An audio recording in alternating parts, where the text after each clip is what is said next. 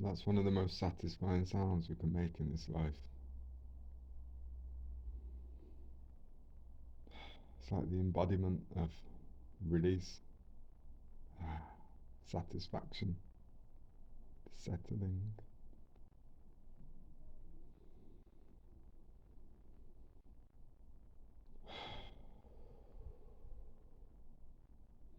It seems a lot of us take our breath for granted. We don't breathe deeply, correctly, like how babies breathe.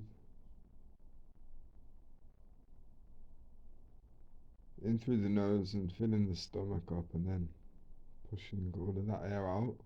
We don't breathe like that. We're not taught to breathe like that. And this hypervigilant rat race keeps us trapped in a state of being where we don't even realize that we're breathing. Just running around, hurrying from place to place, doing thing after thing.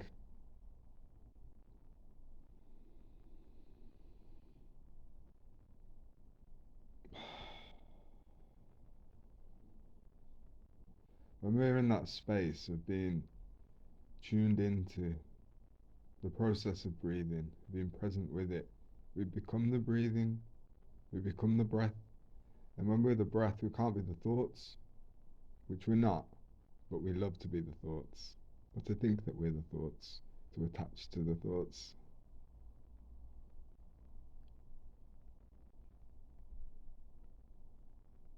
Thoughts are just like balloons, but we tie string to them and we try to keep hold. But the thoughts don't want to stay around. They just want to do what they do.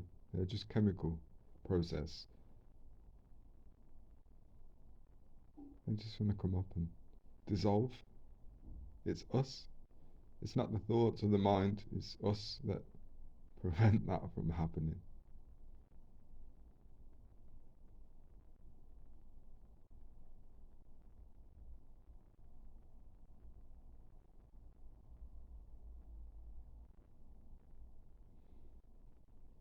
The heart doesn't think. The heart knows.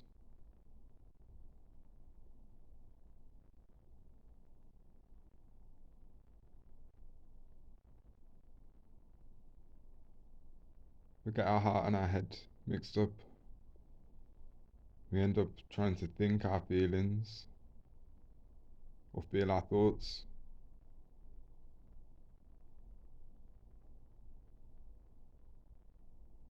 But if we try to construct a whole train line out of the thoughts, because they are spontaneous and random in nature a lot of the time, we can stitch together pictures which aren't true.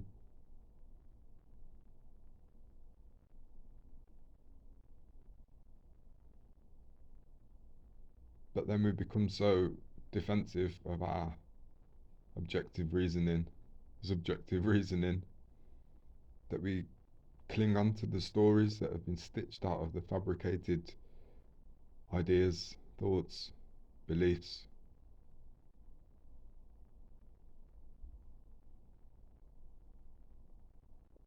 But in order for us to understand life, truth, and love, we have to notice the tangled webs that we have weaved,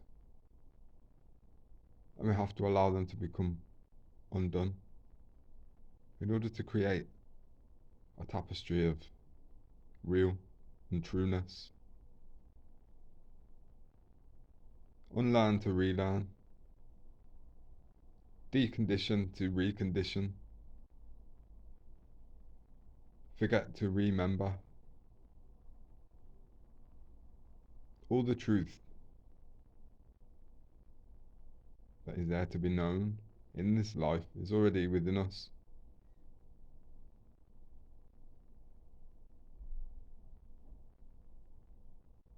The breath is a good start to receive that.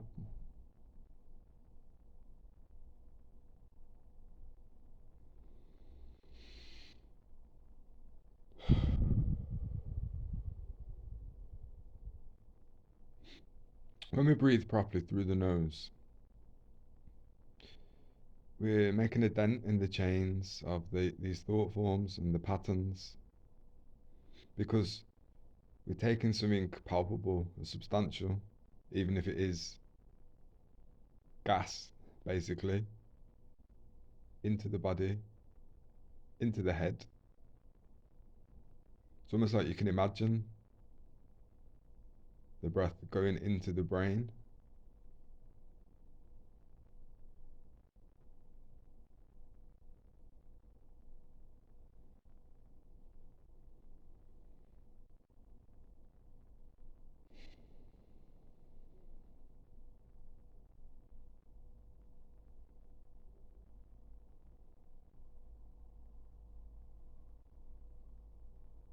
Just breathe.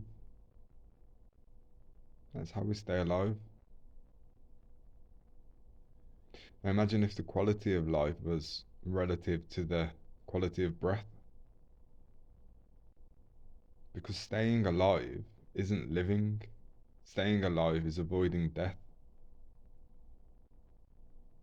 But we can't avoid death, ultimately. We have to die before we die in order to live.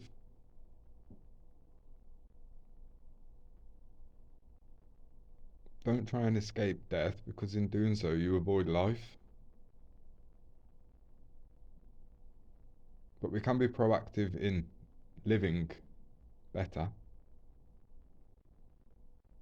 Not right or wrong, just correct.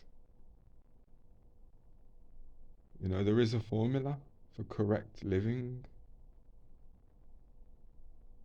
How to take care of a human experience to the maximum, for the utmost potential. And we know we've just got all these layers of conditioning and societal traditionalism, which is just increasing generations of willful ignorance or unconsciousness. We're here to learn a new way, to teach a new way. We're here to breathe properly. We're here to speak correctly. We're here to express ourselves.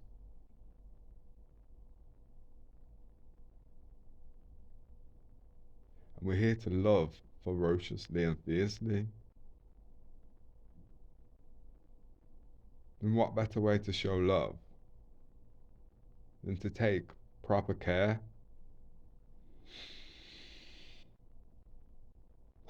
of our vessels, which is just a container for the consciousness that we are.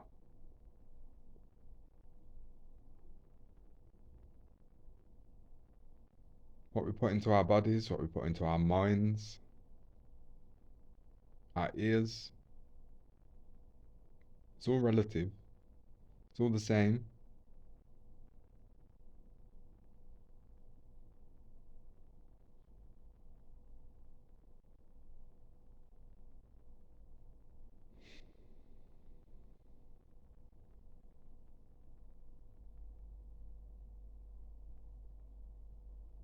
It's so beautiful and harrowing at the same time to know that the trees don't feel any way about the fact that they're here to help us breathe, and we don't even pay attention to our breath. And we, as a collective, do more and more things to taint the oxygen, which is a blessed gift. It's so beautiful to know that Mother Nature doesn't hate us for all the ways we've abused this planet and our bodies and each other. That's love. That's unconditional service.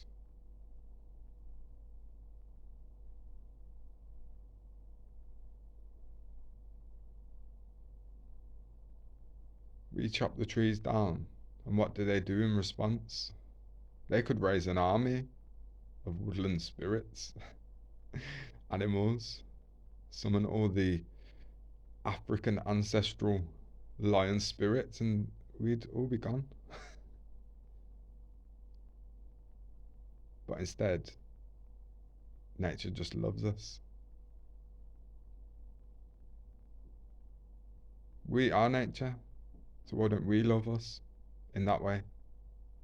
Why can't we give to ourselves relentlessly the way that nature gives to us? Well, we've been infected with something which we can call not nature.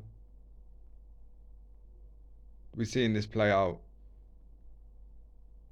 through the advent of technological advancement. It's nature, but it's not nature. It's nature by virtue of the fact that a natural phenomena occurred in order for it to exist, i.e., man made.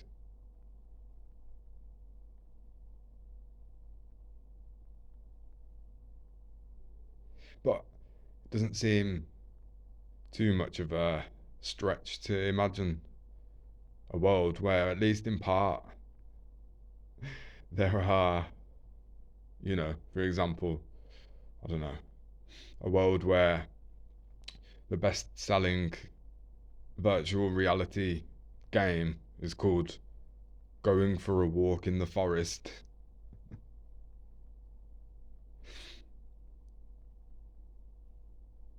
It'd be really cool to understand the choices we make from moment to moment, and everything which we've been familiar with, and all the things which we've held close as a way of living in this life. Like, what is natural and what is not. That's not to say that we just discard all technology. It's about the mode of operation, the terms and conditions that come with using it, and if you're not conscious, how that can work against us.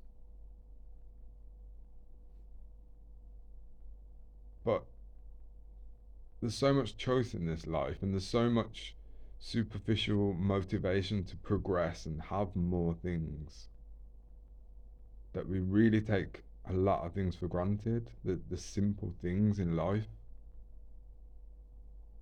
like breath, like clean water, like good food, because what we're sold falls short of the mark in terms of all of them things.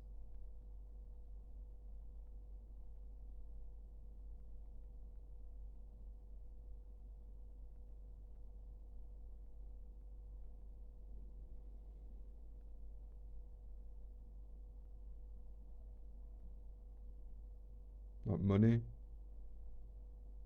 A lot of people, quote unquote, work hard all their life, constantly looking forward to retirement, reach the retirement age, either have to carry on working because they can't afford it, or they're are blessed enough to retire, and all they've got to look forward to is osteoarthritis and a dead partner 3 years into their planned retirement. All because they had to sacrifice the simple things, or were never told the simple things, because they had this illusory idea about what life is.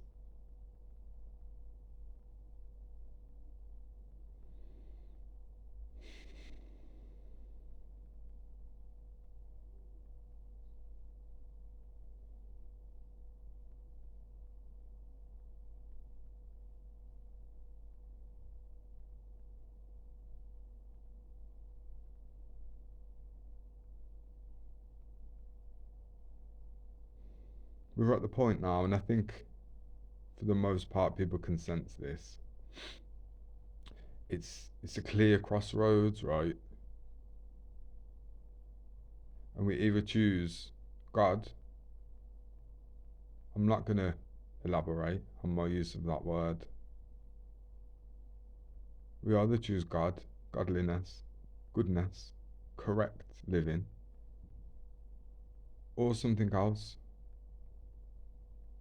And I don't even want to think about what the something else is, you know?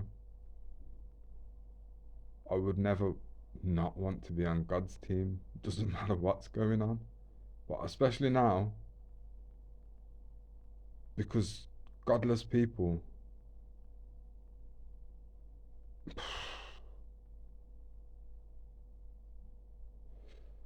as the world decreases in godliness, godless people will be left with nothing to cling on to.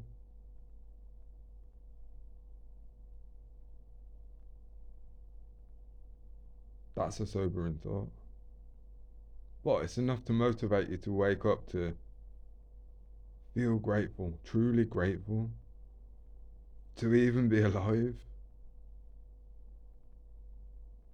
to even hear this message, which is something outside of the box of groupthink, the hive mind, whatever, all of that nastiness out there that tries to bleed through our letterboxes. Like this message is hope. This message is love and peace.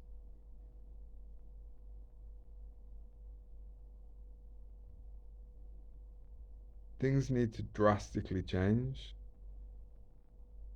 in our lives individually, but more so collectively. But that's a paradox because, as within, so without, we can only experience a changed world by doing the work within.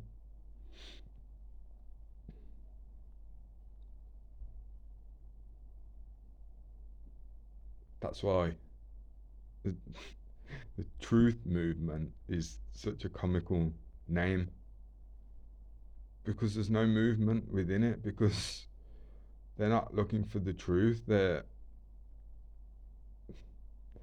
just playing around in echo chambers, trying to belong to groups that all agree.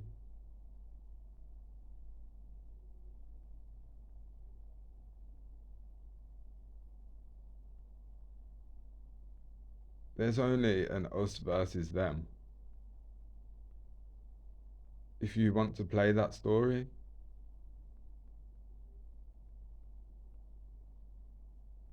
truthfully, it's only ever me versus me. To battle through the preconceptions and prejudices that keep me manifesting conflict in the outer world.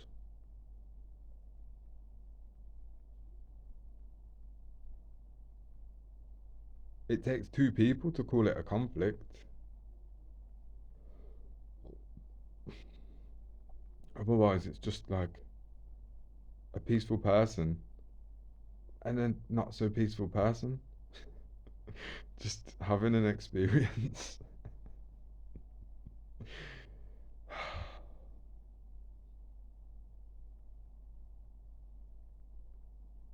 Life is so beautiful. When we take the time to develop reverence for all living things,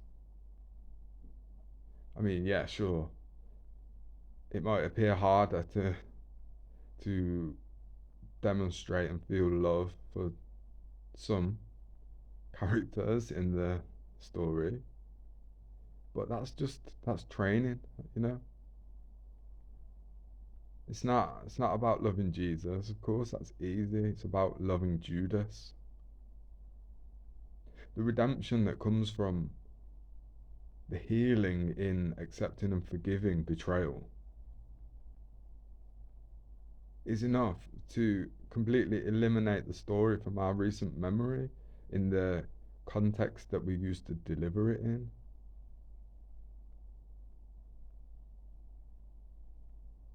The deepest gifts are from the deepest hurts. Until you've experienced having to pull a knife out of your own heart that came from an angle that you were really not expecting, you cannot understand true compassion. Because when we've been betrayed, it's because we end up in a position then where we're saying, but I trusted myself. How How could I have let that happen to me? So we fight ourselves for not protecting ourselves, i.e., for being open hearted and trusting in love.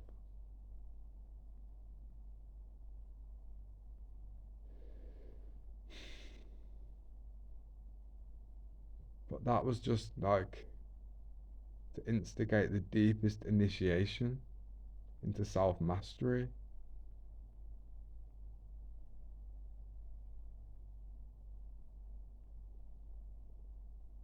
We're the ones that are called to say, it is finished. As in, yeah, that's it now. I'm coming down from this cross. I'm going away for a few days and then I'm going to roll away the stone and then it's game over. Then it's new. It's new. It's new. You know, we've learned. We've learned so much. There's nothing more to learn in that respect, right? If we want to carry on manifesting betrayal just to suit the patterns of our comfortable discomfort, that's fair. It's fair game, you know. We all have free will to choose the life we want to live. And if new things, if real love scares you and you want to retreat back into that, you know, that cynicism, well, that's fair. That's fair. You've got every right to do that, and it's understandable. Because love just is, regardless. Love doesn't care, you know. Love is as love does. God loves us equally, regardless of our choices. Sure, God celebrates when we make correct choices or when we're aligned with God's will more than our own. Of course.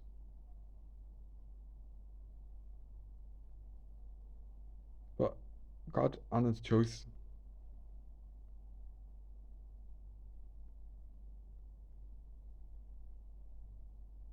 And it is time to choose. For me, I can only speak for myself. It's time to choose that which is really, really uncomfortable and unfamiliar. And that is like things that the mind can't comprehend because it would just ruin it. Things that can only be experienced without anticipation or without expectation of what it looks like. Good things are coming. They are. And if you don't want to experience them, that's fair enough. But I could never understand that.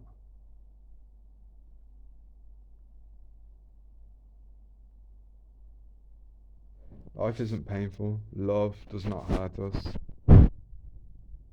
It's our idealism and ideology that hurts us. Love is perfect.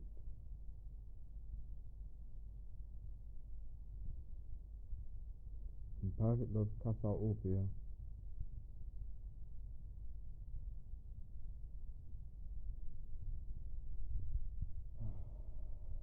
And breathing correctly is a step in the right direction.